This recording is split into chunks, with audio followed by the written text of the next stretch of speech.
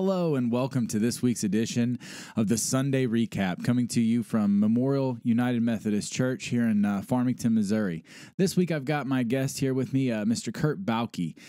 He was our lay speaker this week, and we're going to talk all about the sermon that he gave and everything that he did. But first, I want to say thank you to all of our people who tuned in last week. We had 1,500, actually just a little over 1,500 views at the time of taping. That's absolutely amazing. That far exceeded our expectations. So please remember to like and share this video if you like it. And if you don't, you could also share that too. Show everybody what you don't like, or comment below and let us know what we're doing wrong and we'll fix it. But as for today, let's jump in and talk with Mr. Bauche about everything that went on. So this week was extra special here at my I'm getting tongue-tied already, and we're just getting started. It's early. Here at Memorial. It was from all that fun that I had down at Country Days. Indeed. So this week was really awesome at Memorial. We had our regular 3 services, but the middle one, the 9 o'clock contemporary service, was a little bit different. They were in Long Park at the gazebo, and I didn't get a chance to run down there. I had some stuff I had to do during that service, but from what I hear, it was absolutely amazing. I know the 2 services that we had here today were really cool. So let's talk about this. This week, Pastor Hall, or this month, I guess I should say, Pastor Hall he took his last month of vacation as a minister, so he's still on call, like he said last week. But they've asked a couple people around town or around the church to fill in and lay speak, and you were one of them. So have you lay spoken before? Yes, I have. 2 years ago, they were looking for volunteers, probably during Pastor Hall's vacation, and I offered my services, not really knowing what I would do. But, I kind of felt the call. And as Pastor Hall talked to the Pastor Parish Relations Committee about a month ago about filling in, he indicated that everybody has a good sermon in them. And he looked at me and I said, I gave my good sermon 2 years ago, but apparently it wasn't good enough. So I'm ready to go again. And actually it was a joy. I'm glad I had the chance. So I was also asked to lay speak, and I'm not going to give any of my stuff away because I'm going to leave it a secret and a surprise for everybody. Build the anticipation, they call it in showbiz, right? So I speak, I guess, weekend after next. So I kind of have an understanding. I've spoken whenever I was a member at the First United Methodist Church in Park Hills. I was a lay speaker over there. And, it's not my regular job, and it's not your regular job, right? I think your regular job is to play golf, isn't it? Well, many days it is, and some other volunteering that goes on, But I sold music education for 30 years in public school, so talking in front of a group is no big deal. But that was music. This wasn't music. Sure. But I also found that I have a lot of feelings about a lot of things, and it was scary in a sense of it's church, but, it's talking from the heart. And I talked to kids from the heart about music for 30 years. So really being heartfelt is all about being me. Really. That's right. And you can see that from the audience. You can see when the person that's speaking to you from the pulpit, whether it be just someone who's lay speaking or a minister or just someone that stands up and gives an announcement, you can kind of see the people that are really speaking from the heart. So talk to us a little bit about how, like I said, it's not your regular job, it's not mine, and I know how I prepare, but how do you prepare, or how did you, I guess, prepare for this sermon? Well, this is being my second attempt at doing this. The first time I lay spoke, I figured I needed to speak from something I experienced. And 2 years ago, I spoke quite a bit about what I went through when my late wife passed away, when she was stricken with colon cancer, and really how my life changed. I got a lot closer to God. I always thought I was close to God, but I had no idea until I went through that. And since that time, I've met a wonderful lady in Julie Tipton, and we married a little over a year ago. And her father was a successful Baptist minister in the area. And I thought when he passed away, all of his sermons were tucked away in his study, and they were kept. I helped them clean his office, and they were kept. And it was remarkable to see how much material he had. And I thought it would be an honor to get to use one of his sermons. So I looked through 30 or 40 of his sermons and talked to his late wife, Marge. And, she was very tickled. And of course, Julie was too. And I found something that really touched my heart. Even though maybe the topic of doubt is a little bit scary. It's like, you have doubt? Well, yeah, we all have doubt. And when I read that, I realized how much I've learned from doubt. And in preparing for this, it made me reflect a little bit on my entire life about how maybe at times, I've thought questionably about things, but I tried to use the analogy of sometimes what kills you makes you stronger. Right. And doubt can really do that to you. And if you don't make that transformation of moving from doubt to having faith, you won't get stronger, And I think that was an important part of my discovery in this sermon. And I was honored to be able to share this, a sermon from the 1970s. Most of the people in our congregation had never even heard of Reverend Jauch, so that was neat for me to share his message with our congregation. So his name was Reverend Daryl Jauch, right? Yes. Am I getting that right? Yes. I didn't know him either, regrettably. I wish I would have. Sounds like a very intriguing man of God. And judging from the sermon that I heard today, he was quite the minister. So you said you didn't get to meet him in his prime, but you got to read 30 or 40 of his sermons, trying to pick one out to do today for the congregation, right? Right. What a blessing that is, to be able to read through this man's notes and his to really get a feel for what kind of person he was. I'm sure that's a very personal thing. Exactly. And when I met the family, he had already been through 8 years of dementia, and I only got to hear lots of stories about his time in the ministry. Mm-hmm. Of course, his stories about how great a father, husband, grandfather he was. And then folks from around the area who've been here quite a while. At the 8 o'clock service, Alan Berry spoke highly of Daryl Jauch because he remembered him. Daryl was very good friends with Alan's father and Clyde and many other ministers in the area. And when Daryl passed away, there were 3 local ministers that spoke at the funeral, and they spent most of the time telling stories. Daryl worked at the Baptist youth camp in Ironton for a number of years, and there were a lot of stories from that and other things too. He had a great sense of humor. He was a very intelligent man, and he loved what he did, and he loved speaking to people, especially from the pulpit. And he always appeared to have a great message. And I found that in reading through numerous sermons, no matter what the topic was, he drew back to the Bible constantly. And it was, until you see somebody else do that, you don't really realize how much there is in the Bible that mirrors everything that we face in life.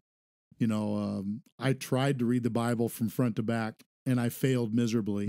And until I could just jump around and relate it to something that I already know about, it made a whole lot more sense. Absolutely. And that's what I saw in his writings.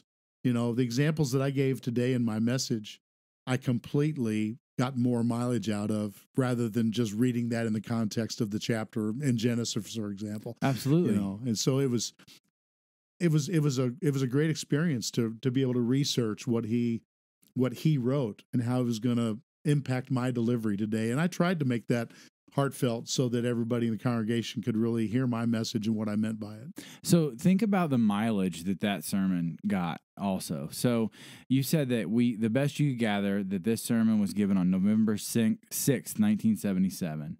So it was given to a congregation at that time that got something out of it. We have to think that at least someone sitting in that congregation took something home from that sermon. Fast forward to right now, or I guess when you were asked to speak, so a couple weeks ago, and then you read the sermon again and you go back through it. So that is such a neat thing to think about, the mileage that sermon. I just try not to spit on myself when I'm up there, and I consider that to be successful. And to think that Daryl Jauch got so much mileage and has added so much, just to hear you talk about it. You light up whenever you speak about that sermon and reading it and researching it and then going and digging into the Bible. It's an amazing thing, right? Right. And I learned from Julie and her mom that many of his sermons were given multiple times. And so this sermon, to typewriter, Right. no word processors. Didn't want to waste paper, so at the church office, he used worn out church bulletin paper. Oh, wow. So like, you pick up the sermon, it's stapled together, and it's on really heavy paper, and you flip it over, and it's a bulletin from, some other time they had extras of. So he's typing on this bulletin paper, and of course it's a typewriter, and my first typing experience involved correct type, a little sheet of paper you would stick in to make a correction. You'd kind of erase it and then retype over it. So, but he didn't take time to do that. He would just exit out and then retype the word. Okay, so as I indicated, many of his sermons he would recycle. I know at the top of this one, it said KREI, which is the local radio station, KFMO, and there was a date. So it got replayed sometimes. So you talk about mileage. Multiple years later, that sermon that had been audio taped was replayed again. And then there were notes in the margins in pencil that he made in reference to something for a future broadcast of the sermon of his own accord. And I asked Marge about that, and she said, yeah, he'd go back and make notes. But she said, what you saw in the sermon is what, when he wrote the sermon, he typed it out, but he didn't take that to the pulpit. He had an outline of that. So basically, he hit all those points. But then there were probably little side journeys that none of us really know anything about. It's almost like when you improvise a solo in jazz music, you never really get the same thing twice. Yeah. I mean, the main idea was there, but then he can take you on a journey and weave in and out of that, which you got to totally respect that. To just have an outline of what it is that you type. I would have been glad to have memorized all that, but that was too overwhelming for me. I mean, I had to have the notes in front of me. And then reading it numerous times to have the familiarity with it so I could speak freely. Sure. And you can just imagine it with his experience and even Pastor Hall and the number of years that you stand up and give a message that you're able to do that after you've written out the ideas and just have an outline of what you want to give, because you want to give face time to the audience. Sure. You want to speak like you say, speak from the heart. And use facial gestures and use your hands and look at everybody in the room. And all those things help your message be more heartfelt, so to speak. So that's one thing that I love to do here at Memorial. I go to all three services generally, and you don't get the same message at every service. You think you do. You think you would get. It's close, but there's always something. There's always a tidbit that Pastor Hall would throw in, or we've had lay speakers in before, Daryl Green, and there's something that they would throw in. There's a little side note or a bird walk or something that would come into the sermon, like you said, that just maybe elevated it a little bit. Right. And they played to the crowds. Pastor Hall played to the crowd. His sermon for the 8 o'clock was just different than it was for the 9 o'clock or the 10:30.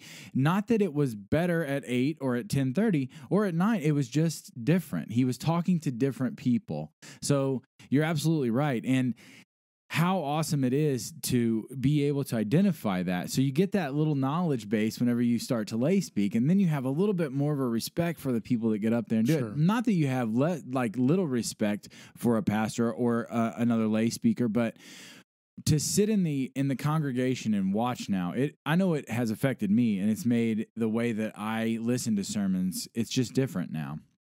So he talks about doubt. Now I have a question. Your hymn selection, you selected your own hymns for this service, correct? I did. And, in recent months, our music leader, Drew Hardenberger, selects hymns, based on frequency of performance. It may or may not line up with a sermon, which is fine. But I kind of wanted to make a point of choosing hymns that were the flip side of doubt. And if you look through the Methodist hymnal and you look in the index of topics, you don't find much about doubt, but you find a lot about faith. That's right. And I thought that was a neat parallel.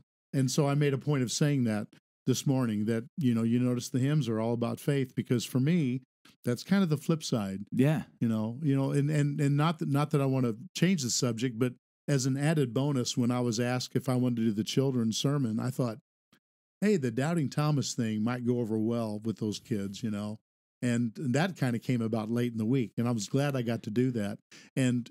But I wanted to make a point, like I said, of saying, hey, here's some hymns about faith, and that's the flip side of what we have with the story, with things about doubt. Well, I always judge.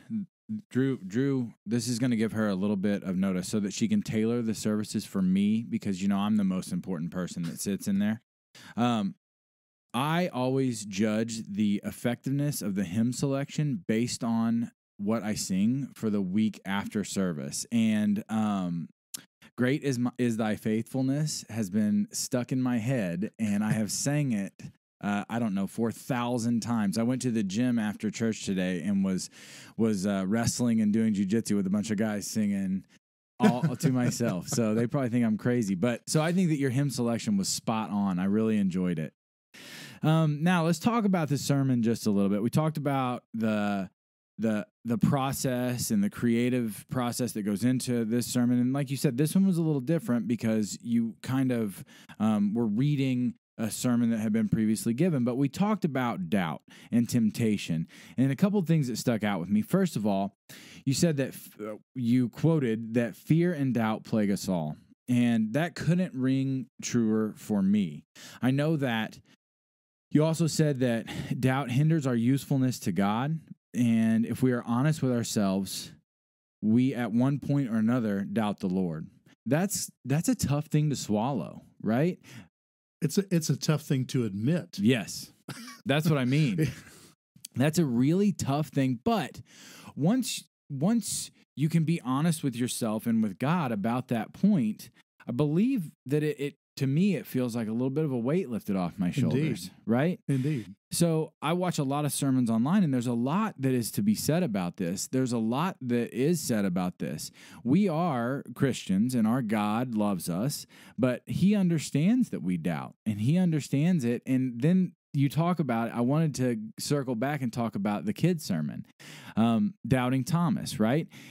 He understood that Thomas said, I want to see and feel the wounds in your hand and the spear wound in your side.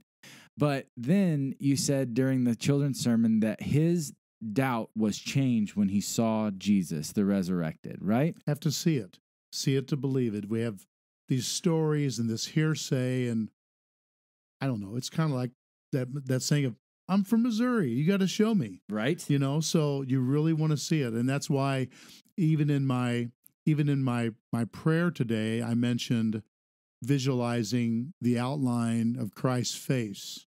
Mm-hmm. It's like that's part of the seeing. And I think there's so much, the seeing is believing. So whenever you have this hearsay, whenever you have these feelings of doubt and you have no proof about whether or not it's true, the seeing is believing part, I think is key. And I wanted to make that.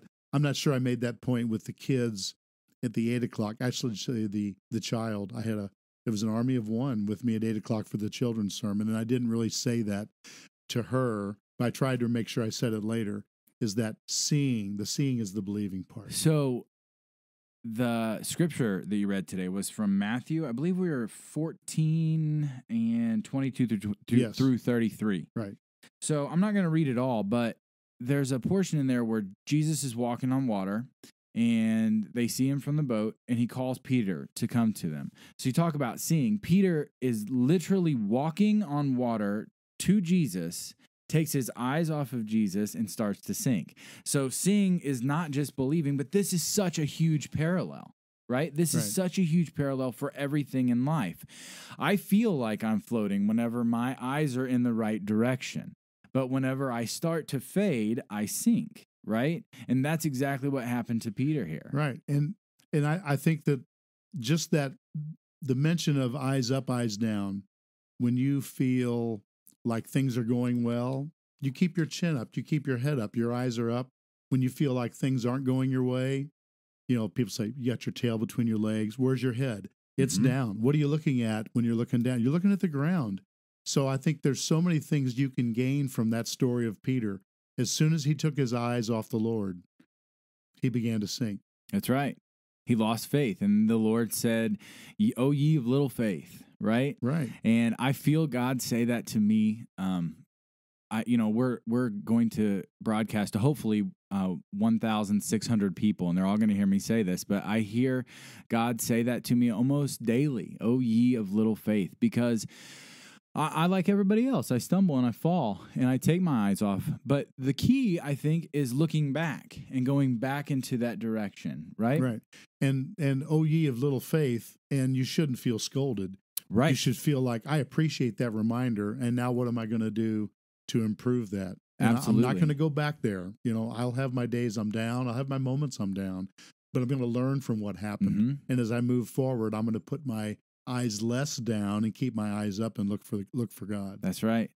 So going on with it, you said that we ask why. Why am I sick? Why am I hurt? So I had a coach a long time ago tell me that, it's easy to thank God when we win the lottery. So you win the lottery, you win, $100 million. Everybody says, "Oh, thank God." But it's hard to say thank God when things aren't going your way. And that's kind of exactly when you should, right? Well, yeah, and you have to remember, you should thank God for what has just happened, because it's a learning experience. Mm-hmm. I feel so strongly about that. I mean, when things don't go well, there's a lesson to be learned from that. And you don't put your tail between your legs and put your head down and feel sorry for yourself. You learn from that and move on. It's keeping your eyes up. So then he talked about and told us a story about John being in prison, right? Right. And I loved it. So was that your commentary when you said, or was that his, when he said that some people don't find much humor in the Bible? Was that yours? No, that was actually, that was Daryl's. And when I read that the first time, I had to read it a few times to find it to be humorous, really. When he indicated that he thought that was the most humorous section of the Bible. I read it several times before I realized, by golly, there is, for some people to understand that there is humor there. There's a little bit of humor. I get it. I thought it was funny when you said it. I did laugh a little bit. So what we're talking about is John's in prison and the whole church is praying for him, right? The whole church is praying that John would be released. And he is. He's released from prison, and he goes and he knocks on the door of the church, and the woman answers, and she comes in and she says, "Hey, John got out of prison." And they all said, "Be quiet, go away." And she said, "No, he's here." Right. So the prayer was answered, and they were too busy praying for him. So the old adage, you can't see the forest for the trees kind of thing, right? Right. I mean, they called the girl crazy. She must be beside herself. She can't be right, and you're exactly right. They were so zoned in on what they were doing. They had really even no interest to see if that was true. Right. So this happens to me a lot too. Sometimes my wife always tells me that sometimes I forget that no is an answer to a prayer also. And that grounds me a little bit, because I think that I tend to pray very extravagantly. I want God to know where I'm at in my life. And I don't think that that's a bad thing. And I think that what this is saying here, this passage is saying, is that it's okay to pray extravagantly, but don't be so surprised whenever your prayers come to fruition, right? Exactly. You can't, there some point in my educational life as a teacher, and I don't know what level it was, but somebody said, you can't GET if you don't ASK. Mm-hmm. And that's right. Why not ask? Why not ask? You're not going to get it all at once. If you get it in little increments, that's fine. But I think that you need to put it all out there, because, our book has already been written. God already knows what we're going to be doing long before we know. That's right. And if we don't be extravagant and put it out there for God, we're not going to get anything. So I don't think it hurts at all for full fruition to be reached, to put it out there and ask for what you need. And keep in mind that it's not going to come to you all at once, and it's going to come at you at a pace that you can handle. And there's going to be downs. That's right. With the ups. That's right. So then he tells a story about the preacher who had never interfered with his assignments before. And the one time that it sounded like he made some calls and he kind of made a deal to get into the one church that he really wanted to be in. And he got there, and what happened? He stayed a year, and it was the most miserable year of his life. And that is a true story. I had to kind of rewrite that. I almost wanted to remind everybody, remember, I'm speaking as Daryl. Right. This was a friend, an acquaintance of his who had gone through this. And you can imagine being in a position where you're just happy doing everything you do, but there's that one thing that you want and you go for it. And it turns out to be the most miserable thing you've done. And what did I say he did? He didn't blame God. No. He used it as a learning experience. Exactly. The way I took it. Right. He didn't blame God. Moreover, he accepted it as a learning experience that, yep, you're right. I was here for a reason. I was here because I needed to learn that this was terrible or whatever. We don't know the lesson that he learned. It's irrelevant, but that's a very good point to make. He did not blame God. He didn't harbor any feelings. And I think that that's a hard thing to do, to realize in the storm, so to speak, on the water, to realize that I'm learning a lesson here. It may not be the easiest one. And I draw from being a parent of young children. So I draw from my son. He doesn't know that I'm teaching him things when I'm asking him to clean his room. I'm not just being frustrated and being the worst dad ever. I'm trying to teach him, whether it be the physical, we need to have a clean space, or are we learning a lesson? You're doing this because you did something else wrong, or whatever the case may be. He has trouble at 6 years old understanding that he's learning a lesson. But sometimes whenever we're, stuck at the most horrible, not the most horrible, in a bad situation like this preacher was, it's hard to look up and see the forest for the trees, for lack of a better term, and understand, hey, I'm just learning a lesson right now. So that's something that I include in my prayer life, that help me to see your will and to understand that I am doing it and that it is good, right? Right. Something else that you did an excellent job of in all of your prayers. So what many people don't know is that when you have to pray aloud in front of a group of people, that can be somewhat nerve-wracking, right? It can be. And I have to practice at it.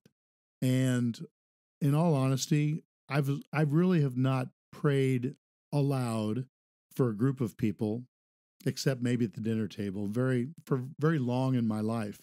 And I have to be honest with you, the first mission trip that I went on, which is, I don't even want to quote the years, it's been within 10 years. Some folks from the church, we went to Sager Brown, the Corps site in Baldwin, Louisiana.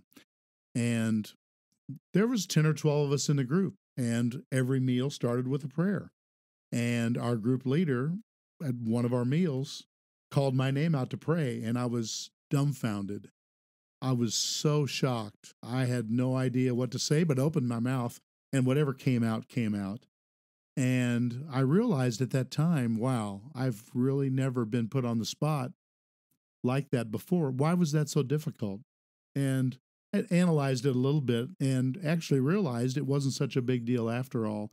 And so as I was preparing for this service, and the only other time I've done this, it's kind of like you want to try to include every possible angle you can so everybody feels full. Sure. After you've said a prayer for the people, and so I kind of feel like that in order to cover my bases, to really think outside the box and make sure that I say something that everybody feels they can be a part of, and I felt pretty good today about, in one of my prayers, especially that I could do that and not just cover all the angles and pray for everything and everybody, our nation, our state, our county, our city, but those other things that are in our mind that maybe we forget about. Sure.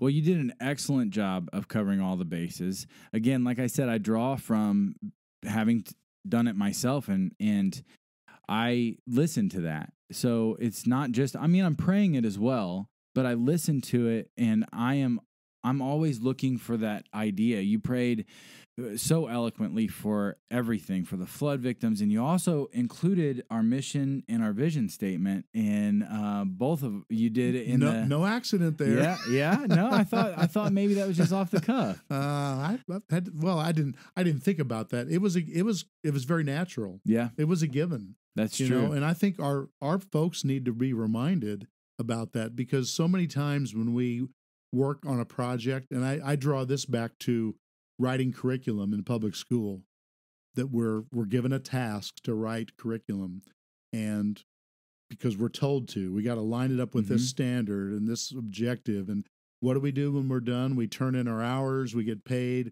it goes on the shelf. and it's not really a working document. I mean, we do teach it. I mean, Sure. we know it's there, but we don't reference it to make sure we're doing everything it says we do. And, for us in this church at this time, I think we need to be reminded of our vision and our mission. And I thought we need to be reminded about this frequently. So this isn't a stale statement that sits on the shelf. I agree. So I thought, by golly, going to include that. Well, and I appreciate it because we include it on this podcast. I try to. Usually I do a part of it in the intro. I usually do the mission statement in the intro and then the vision statement kind of towards the end. But I know that I heard it and it brought a smile to my face. So thank you very much. Well, I'm glad. And I'm hoping that other people in the congregation have already gone, hey, that sounds familiar. I recognize that. Yep. And I think we need to make sure that, and I have to admit that I don't have it memorized. Yet. I used that in my benediction and I had to have it on my iPad because I knew that I would leave something out.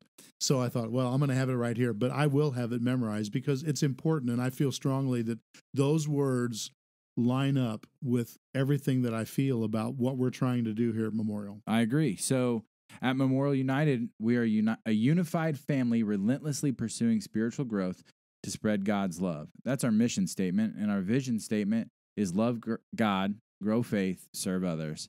So the vision statement will be a little bit easier to memorize than the mission statement. Exactly. And as I announced in church today, my wife and I have taken over the youth, and this will be something that we say a lot. So I've got Finley in here. She's looking at me like she's angry. But I think that it's important, like you said, to have this as a base. Right? Sure. So that we can point everything that we do back to either the mission or the vision. Exactly. And one of the things that I was very excited about in the presentation of the possible new look of our newsletter, it's been pointed out several times when we saw it in church council and other presentations that there's icons, there's symbols that represent a certain demographic possibly in the church or the type of news that is and how that's going to possibly even carry over into the bulletin.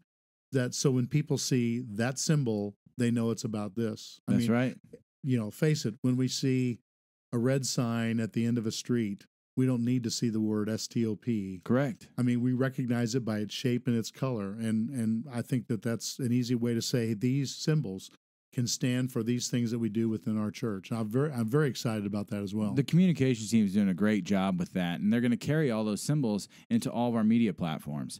So I'm on that communications team, and Drew leads it, and they're going to take those symbols and they're going to carry them onto Facebook so that when you see the target associated with the post, you'll know that that's going to be associated with an event going on. Right. Gosh, I hope I can get in those right. But they will carry in a year or in a year and a half's time, that will become old hat. It'll be like the stop sign. Exactly. So exciting times here at Memorial United Methodist Church. Change is good. Change is good. And I'm telling you that something that has been just preached at us, I guess, is that we're changing, but this is Memorial and we understand the history. Scott and I talked about that last week, the history of this church. So you've got some young families coming in, and we've got some committees going on. There's things that may start to look different, the bulletin or the newsletter. But understand I just want everyone to understand that at the core of that, you have people that really care about the history of this church. So the other thing to remember is that I think you said God is good, God loves, and God is with us. That's how you ended it, right? Exactly. So take that in your week and just carry that throughout. And we'll see you hopefully on Sunday. Our service times we have an 8:00 gospel service. And then we have the 9:00 contemporary service. And we have a 10:30, which is more like a traditional Methodist service. Then on Wednesday, this video will be live, or not live, it will be up on Facebook at 7:00. It will also be on our other media platform, which is the YouTube channel. So if you've checked us out on Facebook, I appreciate it. Please like, share, comment, tell us what we're doing right, tell us what we're doing wrong, and check us out on YouTube too. So I think that that's all that I had, unless you had anything else you wanted to add. No? Well, thank you so much thank you so much for joining me today. Thank you so much for your ministry to our church and being around. I know I see your name on a lot of committees and a lot of different things, and I just want to say thank you from the bottom of my heart for being a big part of Memorial United. It's my pleasure, and it's a very exciting time here at Memorial, and I hope that everybody is excited about it as I am. It's going to be fun, and I'm here for the ride. Let's go. Yeah, me too. Thanks a lot.